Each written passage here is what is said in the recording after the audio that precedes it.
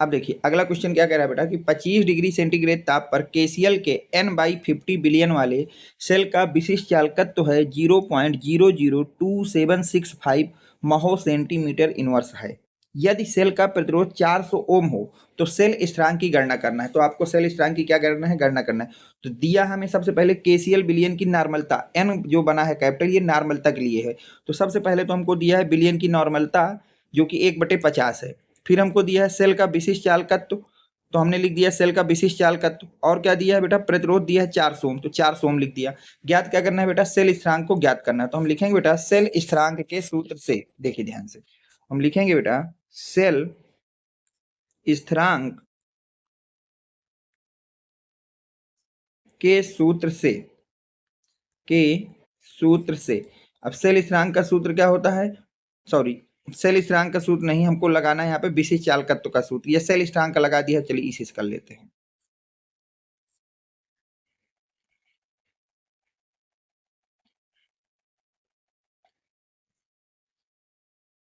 तो देखिए अब हम यहां से लगाएंगे बेटा विशिष्ट चालकत्व का सूत्र। तो हम लिखेंगे बेटा विशिष्ट चालकत्व के सूत्र से, विशिष्ट चालकत्व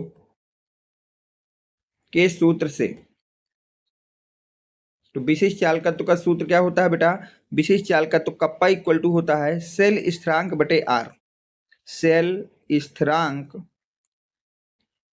बटे बेटा आर होता है, प्रतिरोध जिसको कहते हैं।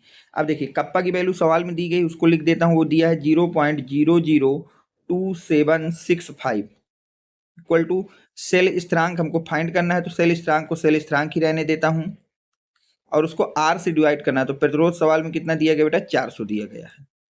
अब देखिए जब आप लोग यहां से 400 को इधर लाएंगे तो आपका सवाल हो जाएगा सेल स्थिरांक बराबर, सेल स्थिरांक बराबर 0.00275 इंटू 400, ये हो जाएगा। तो अब जब इसको कैलकुलेट करेंगे तो देखिए क्या होगा यहाँ से बेटा, तो यहाँ से आ जाएगा सेल स्थिरांक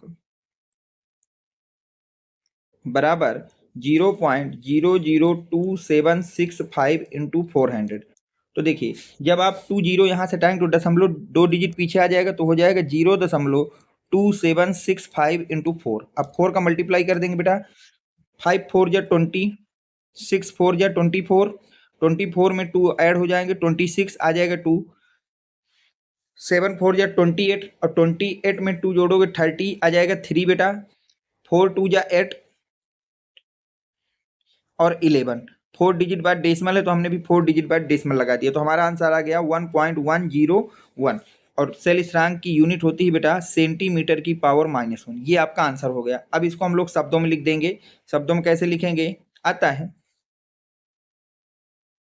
सेल का सेल स्थिरांक 1.106 सेंटीमीटर की पावर -1 होगा।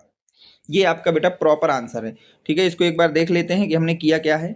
सबसे पहले जो दिया था हमने सब कुछ लिख लिया, फिर सेल स्थिरांक के लिए हमने विशिष्ट चालकत्व का सूत्र लगा दिया जो कि होता है सेल स्थिरांक बटे आर।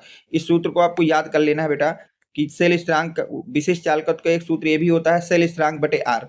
अब यहाँ पर कप्पा की वैल्यू दी गई, उसको लिख दिया, पेट्रोल लिख दिया, फिर इसको इधर ले गया, मल्टीप्लाई करा दिया और जब मल्टीप्लाई किया तो हमारे पास आंसर आ गया, उसको लिख दिया। तो उम्मीद है कि ये सारी चीज़ें आपके समझ में आ गई होंगी। तो अगर आपको वीडियो पसंद आया हो तो बेटा वीडियो को लाइक कर देना, चैनल को सब्सक्राइब कर देना और अपने फ्रेंड सर्कल में ज़्यादा से ज़्यादा लोगों तक शेयर कर देना। Thanks for watching, next video coming soon.